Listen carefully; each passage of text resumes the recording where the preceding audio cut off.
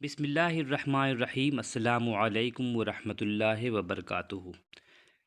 جے S S C L D C یعنی lower divisional clerk والا syllabus میں اس سے پہلے ہم لوگوں نے منشی پریم چند پر بات کی، اور جتنے بھی معروضی سوالات تھے پریم چند کے حوالے سے یا افسانہ حج اکبر کے حوالے سے اس پر گفتگو کی۔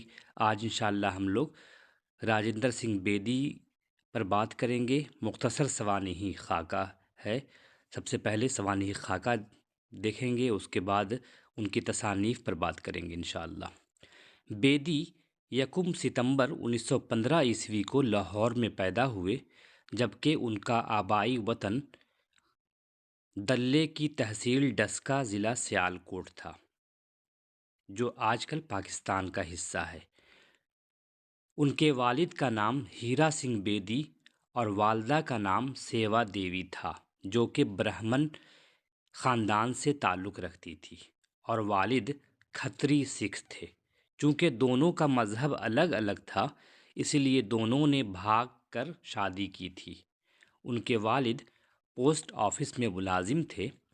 ملازمت کے سلسلے میں لاہور منتقل ہوئے۔ بیدی کی پیدائش کے وقت وہ لاہور چھاؤنی کے علاقہ صدر بازار میں پوسٹ ماسٹر تھے، اور سنت نگر کے ایک محلہ شیام گلی میں سکونت پذیر تھے۔ انہوں نے زندگی کا سفر کے عنوان سے اپنی سوانح بھی لکھی ہے۔ بیدی کے والد ہر مذہب کے ماننے والے اور ہر تہوار کو عقیدت سے منانے والے تھے۔ اس کا ماحول بیدی کی زندگی پر بھی گہرا اثر ڈالا۔ ہر کسی کے دکھ کو شدت سے محسوس کرنا، اپنے کرداروں میں اپنے آپ کو سمو دینا، اور مزاج کی چاشنی انہیں والدین سے وراثت میں ملی تھی۔ بیدی کی والدہ اردو، ہندی اور تھوڑی بہت انگریزی بھی جانتی تھیں۔ 5 سال کی عمر میں راجندر سنگھ بیدی کو رامائن اور مہابھارت کی کہانیاں، اپنے مذہب کے گرو صاحبان کے حالات زندگی، الف لیلہ کے قصے کہانیاں، ولیوں اور بزرگوں کے قصے سب یاد تھے۔ بیدی کے والد ہیرا سنگھ لاہور کے صدر بازار ڈاک خانے میں پوسٹ ماسٹر تھے۔ راجندر سنگھ بیدی کی ابتدائی تعلیم لاہور چھاؤنی کے اسکول میں ہوئی، جہاں سے انہوں نے 5ویں جماعت پاس کی۔ 1931 عیسوی میں انہوں نے SBBS خالصہ ہائی اسکول لاہور سے میٹرک کا امتحان پاس کیا، اور 1933 میں لاہور کے DAV کالج سے انٹرمیڈیٹ کا امتحان پاس کرنے کے بعد وہیں انہوں نے BA میں داخلہ لیا۔ اس دوران ان کی والدہ کا تپ دق سے انتقال ہو گیا اور تعلیم مکمل نہ ہو سکی۔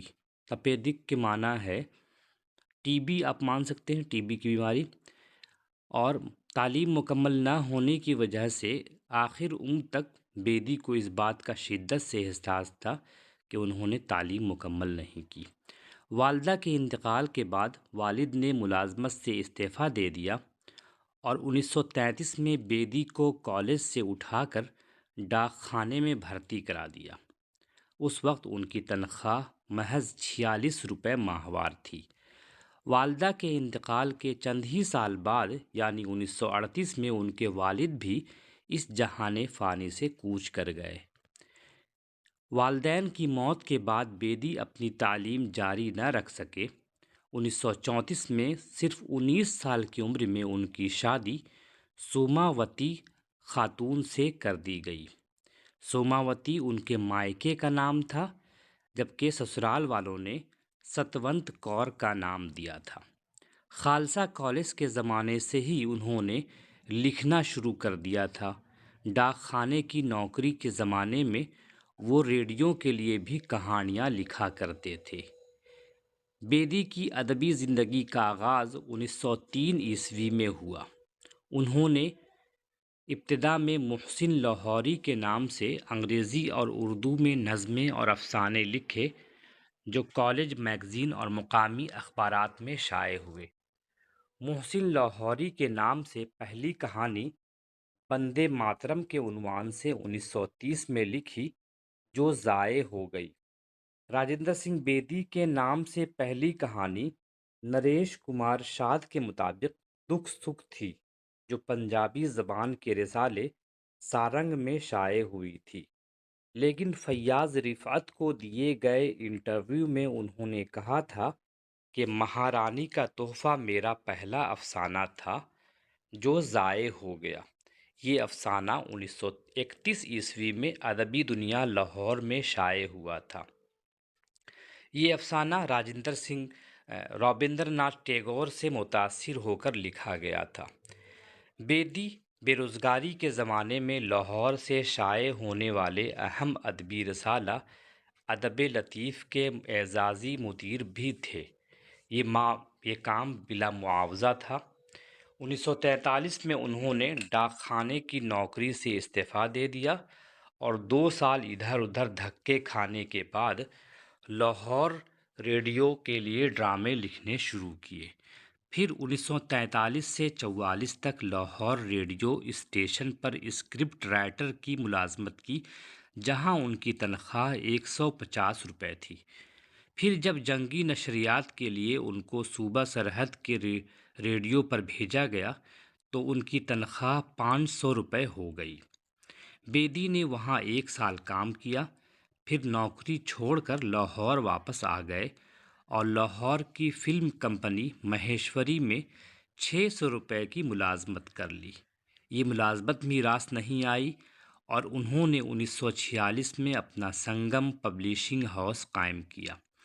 1947 میں ملک کا بٹوارا ہو گیا تو بیدی کو لاہور چھوڑنا پڑا۔ جون 1947 میں فسادات شروع ہوئے تو بیدی اپنے بھائی ہربنس سنگھ بیدی کے پاس شملہ آ گئے۔ وہ کچھ دن شملہ میں رہے۔ 1948 میں ادیبوں کے ایک وفد کے ساتھ کشمیر گئے اور شیخ عبداللہ نے انہیں جموں کشمیر ریڈیو اسٹیشن کا ڈائریکٹر مقرر کر دیا۔ انہی کی کوششوں سے سری نگر ریڈیو اسٹیشن کی بنیاد رکھی گئی تھی۔ کشمیر میں ان کا قیام صرف 1 سال رہا۔ بخشی غلام محمد سے اختلاف کے سبب 1949 میں کشمیر کو خیرباد کہا اور دہلی سے ہوتے ہوئے بمبئی چلے گئے اور آخری دم تک وہیں رہے۔ بمبئی میں ان کی ملاقات مشہور فلم کمپنی کے پروڈیوسر ڈی کشیپ سے ہوئی، جو ان سے غائبانہ واقف تھے۔ کشیپ نے ان کو 1000 روپے مہینہ پر ملازم رکھ لیا۔ بیدی نے معاہدے میں شرط رکھی کہ وہ باہر بھی کام کریں گے۔ انہوں نے کشیپ کے لیے 2 فلمیں بڑی بہن اور آرام لکھیں، جبکہ باہر وہ داغ انہوں نے کہانی لکھی۔ داغ بہت چلی، جس کے بعد ترقی کی منزلیں طے کرنے لگے۔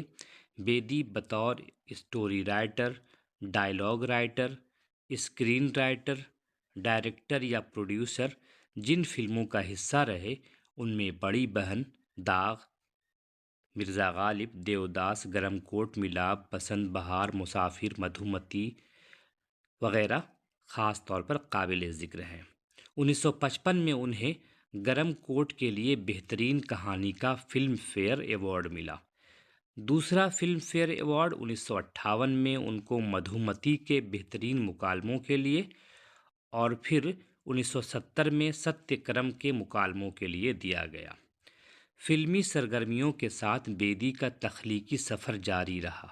دانا و دام، بے جان چیزیں اور کوکھ جلی کے بعد ان کی جو کتابیں منظر عام پر آئیں، ان میں اپنے دکھ مجھے دے دو، ہاتھ ہمارے قلم ہوئے، مقدس جھوٹ، مہمان، مکتی بودھ اور ایک چادر میلی سی شامل ہے۔ راجندر سنگھ بیدی نے زندگی میں اپنی حساس نگاہوں سے بہت کچھ دیکھا۔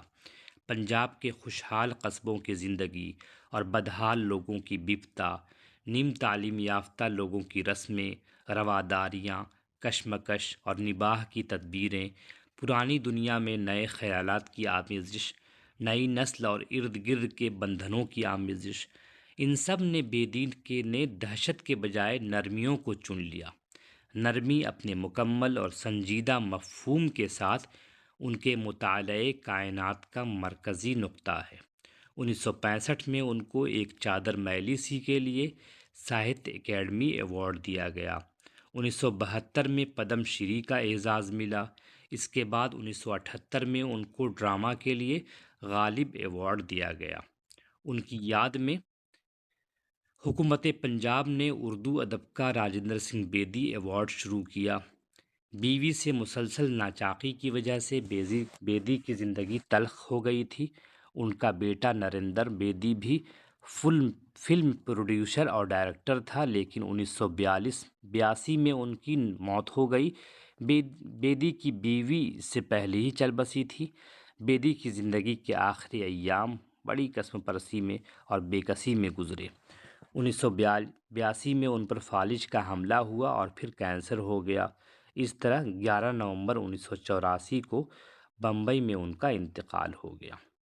ان کے افسانوی مجموعوں کی تفصیل کچھ اس طرح سے ہے۔ پہلا مجموعہ دانا و دام کے نام سے 1939 عیسوی، دوسرا مجموعہ گرہن کے نام سے 1942 عیسوی، تیسرا مجموعہ کوکھ جلی کے نام سے 1949 عیسوی، چوتھا مجموعہ اپنے دکھ مجھے دے دو کے نام سے 1965 عیسوی، پانچواں مجموعہ ہاتھ ہمارے قلم ہوئے کے نام سے 1974 عیسوی، اور چھٹا اور آخری مجموعہ مکتی بودھ 1982 خاص طور پر قابل ذکر ہے۔ اس کے علاوہ جو ان کی کتابیں ہیں ان میں بے جان چیزیں ڈراموں کا مجموعہ 1943، 7 کھیل ڈراموں کا مجموعہ 1946، ایک چادر میلی سی ناولیٹ 1962 وغیرہ قابل ذکر ہیں۔ اس کے علاوہ دیگر کتابوں میں گرم کوٹ اور مہمان ان کے افسانوں کا انتخاب ہے، جس پر بات کر سکتے ہیں، نہیں بھی کر سکتے ہیں۔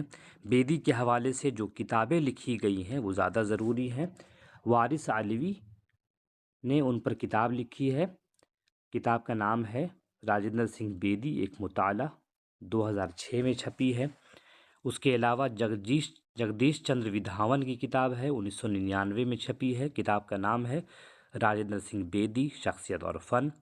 اس کے علاوہ بیدی ایک جائزہ شہناز نبی کی کتاب ہے، 1985۔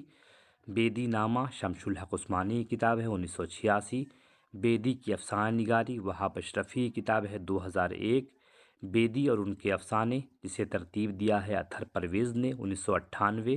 بیدی میرا ہمدم میرا دوست اپیندر ناتھ اشٹ کی کتاب ہے، 1986 قابل ذکر ہے۔ اس کے علاوہ ہم لوگ اگلی ویڈیو میں ان پر بات کریں گے۔ ان کے حوالے سے جو آبجیکٹیو سوالات بن سکتے ہیں اس پر بات کریں گے، لہٰذا آپ سے گزارش ہے کہ وہ آبجیکٹیو یا معروضی سوالات سے پہلے آپ اس ویڈیو کو غور سے دیکھیں تاکہ وہ آپ کو سمجھنے میں آسانی ہو۔ پھر ملیں گے کسی نئے ویڈیو کے ساتھ، تب تک کے لیے اجازت دیجیے۔ خدا حافظ۔